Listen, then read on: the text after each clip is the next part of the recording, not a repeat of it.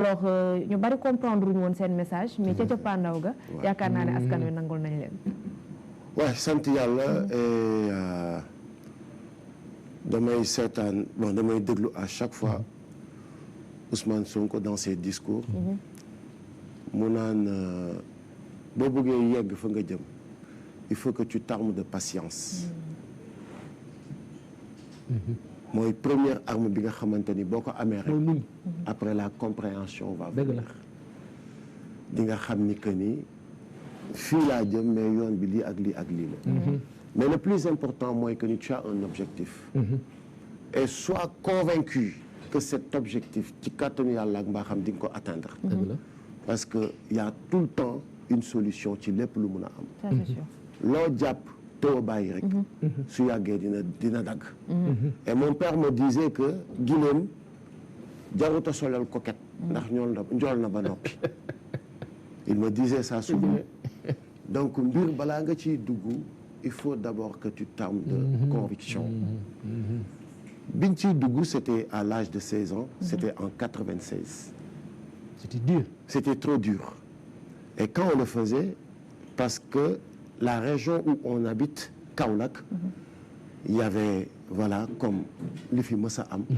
Et il fallait vraiment pointer du doigt. Il fallait s'impliquer. Il fallait taxaw jël suñu destin en main. En tout cas, on avait décidé en 1996 de ne plus être des suivistes ou des spectateurs, mais des acteurs. dugal suñu loxo carrément ci ni Kaolack di doxee. mais comment. foofu ngeen njëkk a ñemee kaso.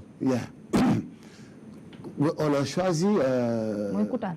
non prison bu kii bu Kaolack mag bu Kaolack. d'accord. mag bu Kaolack on n'a pas fait on n'a jamais fait Koutal. yàlla buñ ko def. parce que xam nga kaso moom. je vais te dire une chose ah. dafa nekk loo xamante ni bu ci kenn naagu. te sur 100 détenus. moi je te dis que ni les 80 sont des innocents. les 80 sont des innocents. waaw donc moo tax bu ci kenn naagu. jombul ku ne. jombul kenn quoi. waaw moo tax ma ne on n'a jamais fait Koutal te yàlla bu ñu ko def. amiin amiin amiin. donc ci naka noonu. ci la ñu créé suñu groupe de rap man ak Thiat. et on a commencé Tap à dénoncer. def un morceau qui s'appelait Gros Village.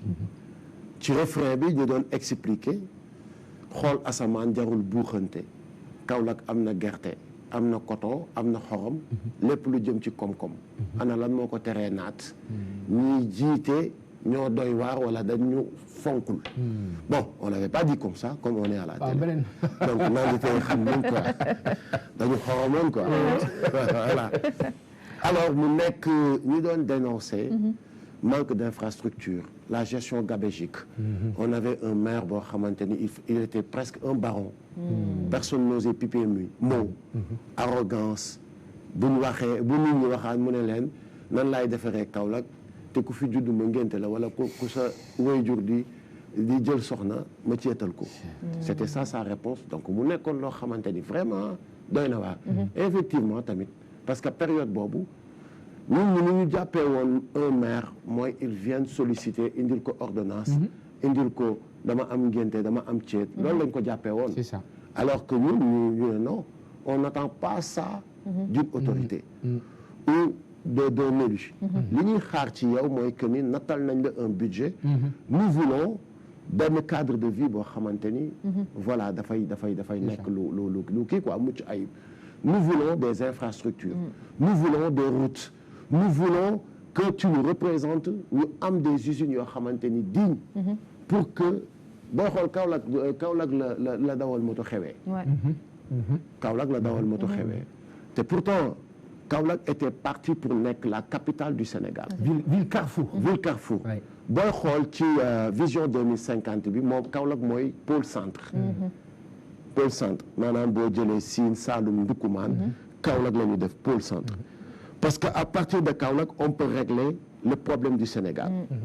Kaolack moom moo frontalier ak 4 pays. 4 pays. muy Gambie Mali Guinée. et cetera quoi. donc Kaolack nekk vraiment Kaolack ba Casamance. ba Casamance.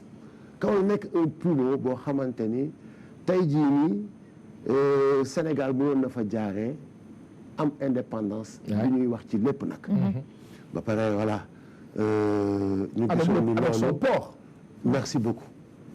port bi ba pare c'est-à-dire ñun Kaolack malheureusement dañu mos a am ay njiit yu doy waar ah. est-ce que xam nga ni le port de Foundiougne pour Kaolack la. ah.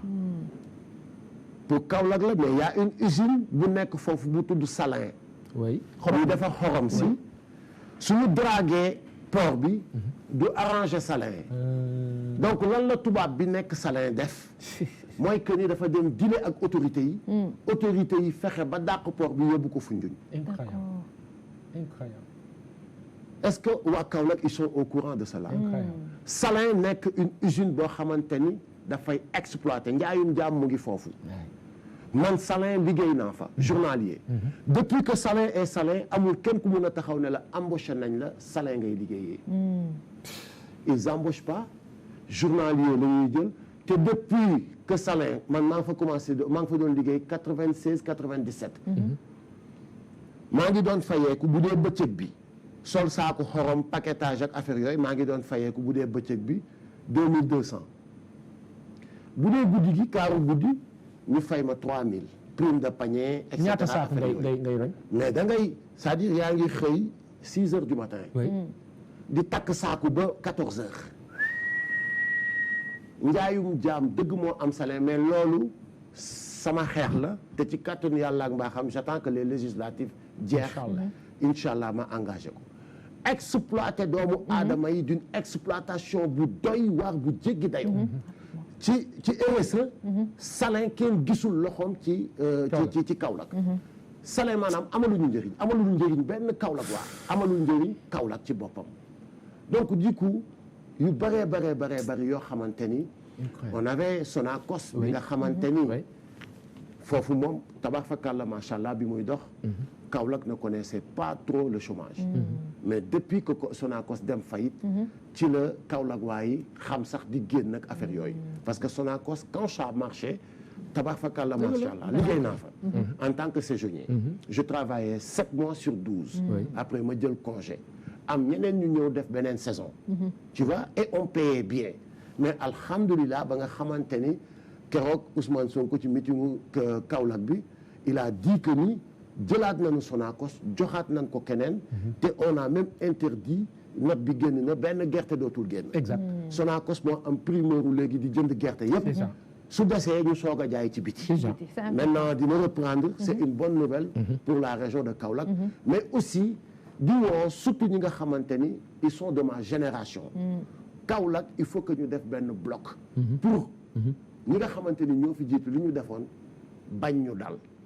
donc parce que on avait des Kaolack est-ce que xam nga ni à 85% des premiers ministres du Sénégal. les grands cadres. ils sont de Kaolack. les premiers ministres. su fekkente ni 10 premiers ministres par exemple ñoo jot a am Sénégal les 7 ils sont Kaolack waa. Il n'y a que Idrissa Seck qui n'est pas Kaolackois. Il n'y a que Macky Sall qui n'est pas Kaolackois. Il n'y a que Hadjibou Soumaré qui n'est pas Kaolackois. ak Mame Madior. ak Mame Madior.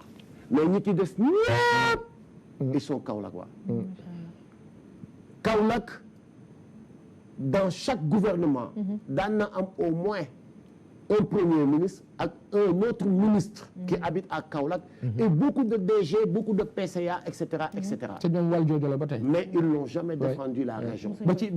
ba ci Moustapha Ba bi fi jógee yàlla na. bi fi jógee yàlla na ko yàlla yërëm vraiment.